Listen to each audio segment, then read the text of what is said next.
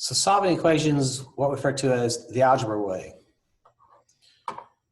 So this is what these next slides will be about, is something that's more what we would consider an algebra way of thinking. So finding the value of a variable that makes the equation true solves the equation. So if I want to solve the equation, what I'm looking for is the value of the variable that makes this true. So we know that 4 plus 5 is 9. So 4 would be the solution. I don't really need algebra to do that. I can just use my own reasoning skills to do that. So 4 would be the solution.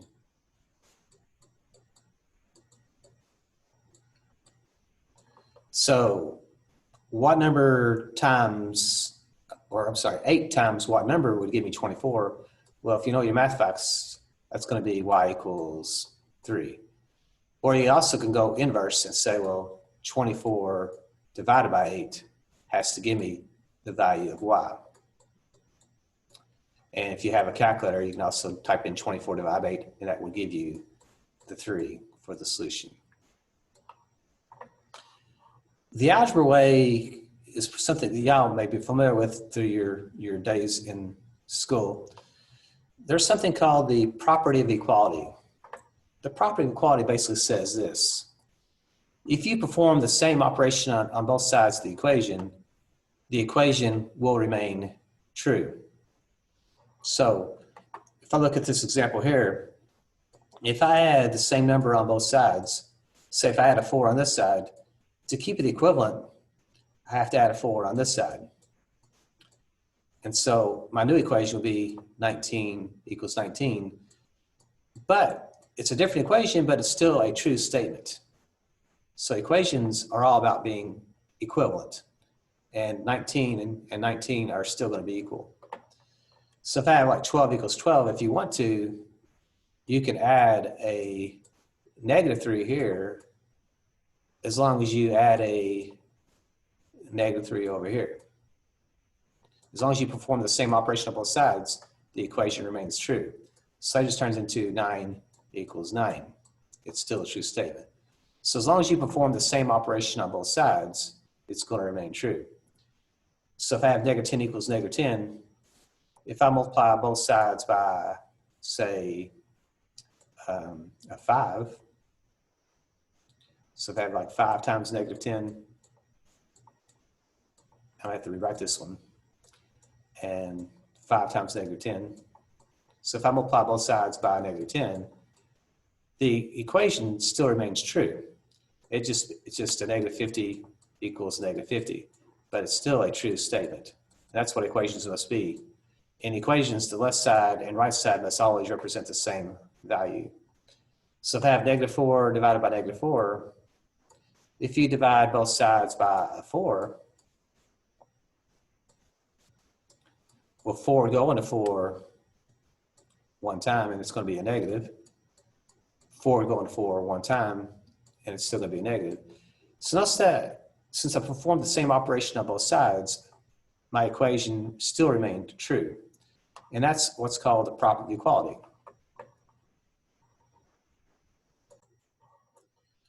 So when we get into algebra, we solve equations quite a bit. And what we want to do here is we want to solve equations by using the property of equality. This is also known as a get x by itself.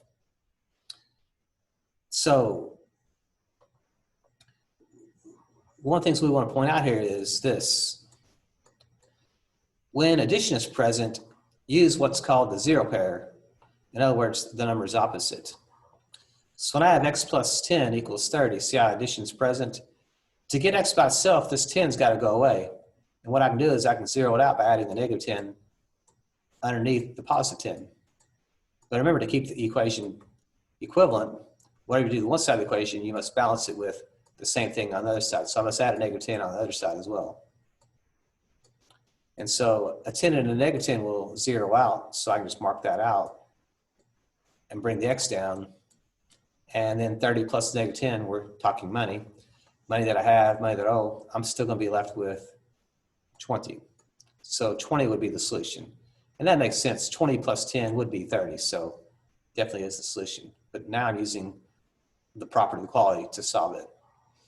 So when I see y minus 30 equals negative 50, what I need to be seeing this is not as a subtraction problem, but you got to really be seeing this as a y and a negative 30. So maybe there's like a little plus sign here. You can ignore that if you want to, but we have y and a negative 30 equals negative 50. So if I want to zero out the negative 30, I must add a positive 30 to do that. But if I add a positive 30 over here, I must also add a positive 30 to this side as well to make that go away, to balance it out. So negative 30 and a positive 30 will zero out. And that leaves me then a y. And then a negative 50 plus a 30, that's going to give me a negative 20 as a solution. So p minus a negative 3 equals 0. Remember, that's the same thing as p plus 3 is equal to 0. So we don't like to keep it this way. Remember, subtraction, we always want to rewrite as addition. So there's my p, but the opposite of a negative 3 is the same thing as a positive 3. So in this case, it's too messy over here. I'm going to rewrite the problem. And now once I have addition, we want to use the zero pair to get the p by itself in this case. So when I say get x by itself, I'm really talking about the variable, get the variable by itself. So in this case, I want to get p by itself. So to make this 3 go away, what I do is I add its opposite, which is a negative 3. But if I add a negative 3 there, I have to balance it out by adding a negative 3 to the other side of the equation as well to keep it balanced. So then I just draw this little line to say it's write down the new equation. So when I write down the new equation, this 3 and the negative 3 are going to zero out. So this is going to just leave me a p on this side and a negative 3 on the other side. So the solution would be negative 3 by getting p by itself. If I have k plus negative 8 equals negative 8, again, to get k by itself, I got to make this negative 8 zero out. Anything that's added, we want to make it turn into a zero pair. So to make this a zero pair, I use the opposite of a negative 8. So that means I'm going to add a positive 8 here, but also I have to add a positive 8 to the other side. And so a negative 8 and a positive 8 will zero out. That just leaves me k. And a negative 8 plus a positive 8 also zeroes out. But I can't leave the right-hand side empty, so I have to go ahead and bring down the 0, because an equation has a left side and a right side. So since the right-hand side was empty, we use 0 as kind of our placeholder, because negative 8 plus 8 actually is 0. There's nothing there. So we need to put 0 there to hold it. So that would be our solution, 0. 0 plus negative 8 would be negative 8, so that makes sense. It solves the original equation.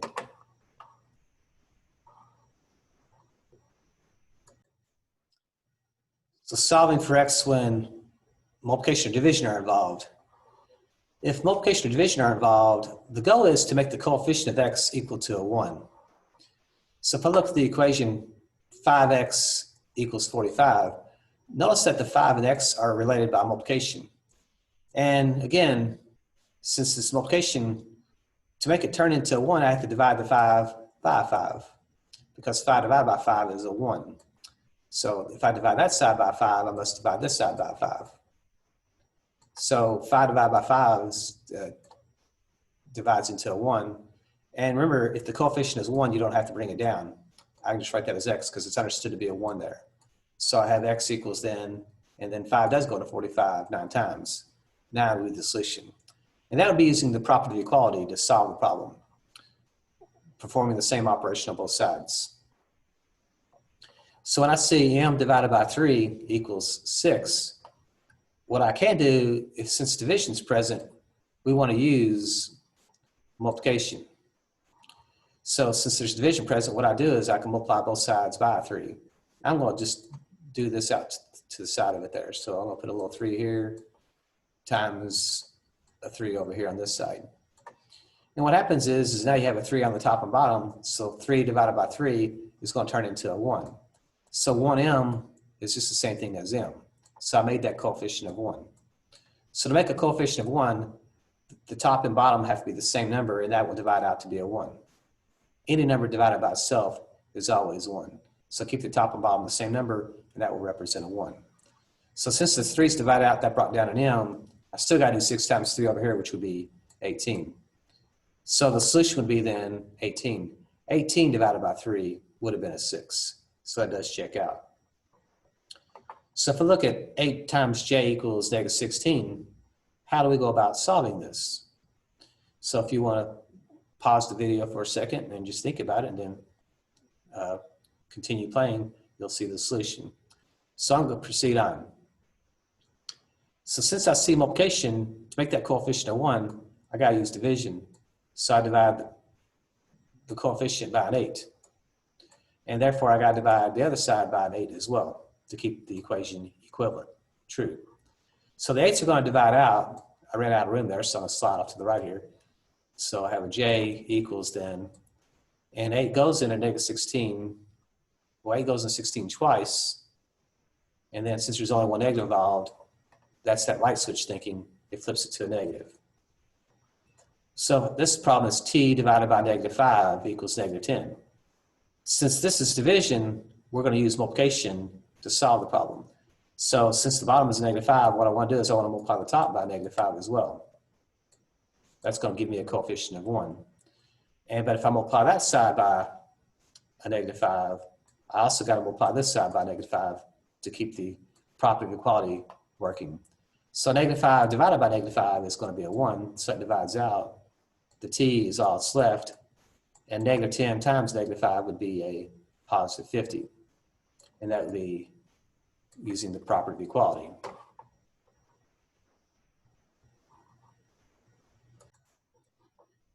So as we move further into this, there's what's called two-step equations. The strategy to a two-step equation is we want to go after the addition first, and the way we do that is use the 0 pair. And then we want to make that coefficient of 1. So divide if multiplication is present. I want to multiply if division is present to make that coefficient of 1. So again, the addition part's the 6. The 2 is the coefficient. So I'm going after the 6 first by using a 0 pair because I'm trying to get the x by itself. So I'm going to add a negative 6 over here as long as I add a negative 6 to their side of the equation as well, on their side of the equal sign. So the 6 and negative 6 will 0 out. This brings me down to a 2x. And then 18 plus negative 6, again, those labels, money that I have, money that I owe, I'm going to be left with 12. Now to make the coefficient of x a 1, since this is multiplication, we want to use division. So I'm going to divide by 2 as long as I divide this side by 2 as well. That's the property of equality. So 2 divided by 2 makes a coefficient of 1. That leaves me my x. And 2 goes into 12 6 times. So 6 would be my solution. So if I put 6 back into the original problem, 2 times 6 plus 6, that should equal 18. If I follow the order of operations, we would multiply first. That would be 12. And then plus 6, that would indeed be 18. So it does check out. So 3x minus 4 equals 14. Remember, this is a 3x and this is a negative 4. So I don't want to get rid of the coefficient just yet. I want to get rid of the adding part, the negative 4. To make the negative 4 go away, I have to use the opposite of a negative 4, which is going to be a positive 4. But if I add a 4 there, I want to add a 4 to the other side to keep it balanced. So the negative 4 and the positive 4 0 out. The 3x slides down. And then I have 17 plus 4 would be 21. Now to make the coefficient of 1, I have to divide by 3, since multiplication was present. And I have to divide the 21 by 3.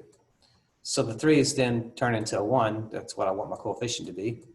So x equals then 3 goes into 21 7 times. So 7 would be the solution to that equation. 3 times 7 minus 4 would be 17. So if I look at this problem again, you don't have to circle. You can do this. You can mentally be circling, but I need to see it as two terms. The first term is a negative 2m, and the second term is a negative 5. And there's actually there's a little plus sign here. Okay, so that saves me rewriting the problem if I don't want to. But if you want, you can just rewrite the problem as well. You can just say 2m plus a negative 5, because we want to see it as addition. Because then I can use what we call the zero pair and keep things consistent. So to make the negative 5 zero out, I need to use a positive 5 there. So I want to add a 5 over here, as long as I add a 5 over here to the other side of the equation. So then I draw my line to get my new equation. The negative 5 and the positive 5 will zero out. So the negative 2m comes down. And then a negative 11 plus a 5, money that I owe is more. So I'm going to just be left with 6, because you're going to lose $5 of income and still be left with $6 of debt. So now to make the coefficient a 1, you have to divide by the coefficient itself. So I have to divide by negative 2, because anything divided by itself is always 1. So if I divide that by negative 2 as well, now I do the math. The negative 2 and the negative 2 turns into a 1, so that's my m, because remember m means 1m.